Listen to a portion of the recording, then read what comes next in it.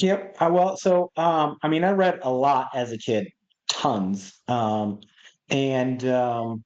I mean, my dad was the kind of guy who worked 70 hours a week, but if he wasn't working and he wasn't sleeping, then he was had his nose in a book.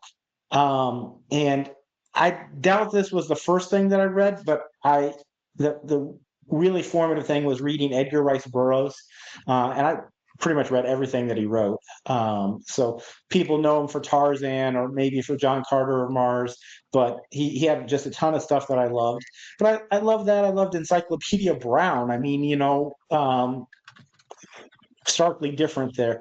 And then I found fantasy through Susan B. Cooper, who wrote The Dark is Rising, and then and through C.S. Lewis's Narnia.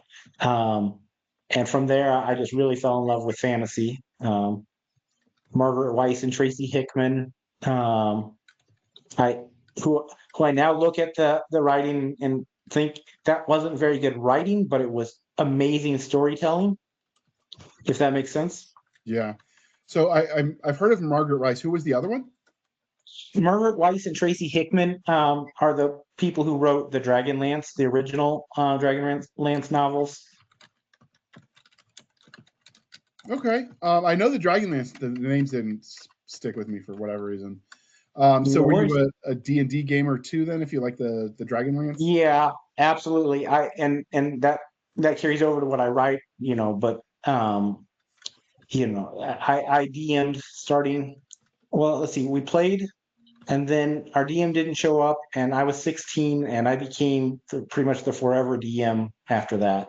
So it's it's a lot of fun. I still have a couple friends that we occasionally play, and now I've got kids who are really into it. One of my daughters started a group at her law school and invited me. Then I got to come up and be a guest, uh,